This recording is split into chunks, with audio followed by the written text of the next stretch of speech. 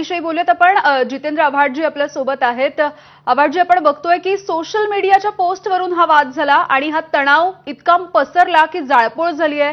पोलिसांना ही सगळी परिस्थिती नियंत्रणात आणण्यासाठी अश्रुधुराच्या नळकांड्यांचा सुद्धा वापर करावा लागलाय। वाईट आहे त्याला काय, पण आता नेतेच जर बेजबाबदार वागायला लागले शेवटी हे होणारच ना, काय करणार आहे।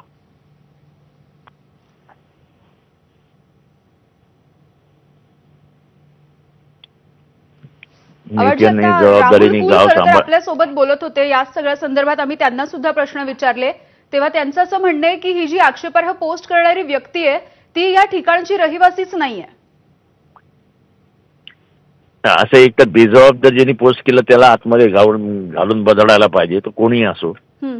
पण एकंदरीत जी वक्तव्य केली जात आहेत खास करून त्या भागात फिरणाऱ्या राजकीय नेत्यांकडनं आणि जे सामाजिक ध्रुवीकरणासाठी आपल्या शब्दांचा वापर करतायत, त्याच्यातनं ताणतणाव वाढतोय आणि ते पूर्ण महाराष्ट्रात हेच चालू आहे। आपलं राजकीय स्वास्थ्य ठीक करण्यासाठी म्हणून महाराष्ट्राचं स्वास्थ्य खराब करणं हे काही योग्य नाहीये।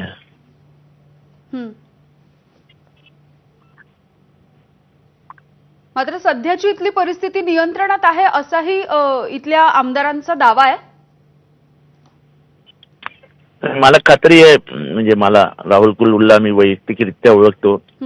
तो असा दंगे आणि अशी काही करायला कुठे सहकार्य करेल किंवा त्याचं काही पाठिंबा वगैरे असेल असं मला वाटत नाही। पण असं होणं आणि तेही ज्या भागामध्ये कधीच अशा गोष्टी झालेल्या नाही अशा गावांमध्ये अशी परिस्थिती निर्माण होणं हे अत्यंत दुर्दैवी आहे। महाराष्ट्राची प्रकृती बिघडते या विकृत नेतृत्वामुळे, या विकृतीमुळे महाराष्ट्राची प्रकृती बिघडते, एवढं सगळ्यांनी लक्षात घ्यावं। अगदी धन्यवाद जितेंद्रजी, तुम्ही बोललात आमच्यासोबत, तुमची प्रतिक्रिया दिलीत यासाठी। तर पुण्याच्या यवतमधली ही घटना आणि ही दृश्य आपण जाणून घेतोय। एक फेसबुक पोस्ट टाकण्यात आलेली होती, आक्षेपार्ह पोस्ट होती आणि त्यामुळे या परिसरामध्ये सध्या तणावाचं वातावरण निर्माण झालंय। यामध्ये 2 गट आमने सामने आलेले होते आणि जाळपोळही करण्यात आली। इथल्या गाड्यांचं मोठ्या प्रमाणावरती नुकसान करण्यात आलं। या दोन्ही गटानं एकमेकांवरती दगडफेक सुद्धा केली आहे आणि या सगळ्यांना पांगवण्यासाठी, इथली परिस्थिती नियंत्रणामध्ये आणण्यासाठी पोलिसांना अश्रुधुराच्या नळकांड्यांचा सुद्धा वापर करावा लागलेला आहे। सध्या इथली परिस्थिती नियंत्रणात असल्याचं बोललं जात आहे, मात्र तरी सुद्धा हे तणाव आणि हे काहीसं दहशतीचं वातावरण कायम दिसतंय। तर पुण्याच्या यवतमधली ही दृश्य आपण जाणून घेतोय। जयदीप भगत आमचे प्रतिनिधी आपल्याला आताची अपडेट देत आहेत या सगळ्या तणावाच्या परिस्थितीच्या पार्श्वभूमीवरती। जयदीप, काय माहिती आहे तुमच्याकडे? यामिनी, खरं तर 26 जुलै पासून या यवतमध्ये तणाव आहे आणि होता, परंतु याचा आज उद्रेक झाला। खरं तर पोलीस प्रशासन असेल किंवा इतर स्थानिक प्रशासन असेल, कुठलाही उद्रेक होऊ नये यासाठी प्रयत्नशील होते। मात्र आज एका फेसबुक पोस्टमुळे ते वातावरण तापलं आणि जो आहे तो या ठिकाणी जो आहे तो जे आहे ते दगडफेक झाली, जाळपोळ झाली। आता हळूहळू जे आहे ते पोलीस नियंत्रणात आणतायत परिस्थिती। खरं तर या ठिकाणी ज्यानं जो प्रकार केला, ज्याने जी पोस्ट केली त्याला देखील पोलिसांनी ताब्यात घेतलं असल्याची माहिती आहे। मात्र या ठिकाणी मोठा फौजफाटा जो आहे तो पोलिसांचा बोलवण्यात आलेला आहे, बाहेरून देखील कुमक मागवण्यात आलेली आहे आणि आता जे आहे ते हळूहळू परिस्थिती जे आहे ते नियंत्रण आणण्यासाठी पोलीस काटोकाट प्रयत्न करत आहेत। खरं तर आज आठवडे बाजार होता यवतचा, तो देखील बंद करण्यात आला आणि जो आहे तो खरं तर दगडफेक झाली। आता पोलिसांनी जी आहे ती परिस्थिती नियंत्रणात आणण्यासाठी प्रयत्न करत आहेत।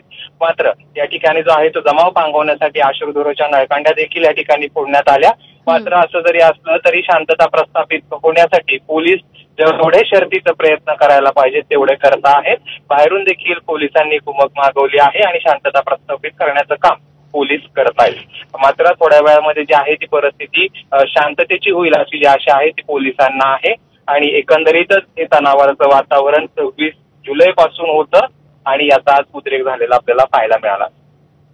अगदी जयदीप, तुम्ही जसं म्हणताय की 26 जुलै पासूनच या भागात जर तणावाचं वातावरण होतं तर मग आज इतका उद्रेक होईपर्यंत थांबण्याची गरज काय होती? तोपर्यंत इतक्या दिवसामध्ये प्रशासनानं काय केलंय? खरं तर वेगवेगळ्या पद्धतीनं जो आहे तो दोन समाजामध्ये तेढ निर्माण झाला होता. ज्यानं हा सुरुवातीला तेढ निर्माण केला त्याला पोलिसांनी ताब्यात घेतलं आणि त्याच्यावरती पोलीस जे आहे ते स्थानिकांशी चर्चा करत होते. मात्र काल एक मोर्चा त्या ठिकाणी पार पडला आणि त्यानंतर ही जी आहे ती पोस्ट केली गेली असं बोललं जाते.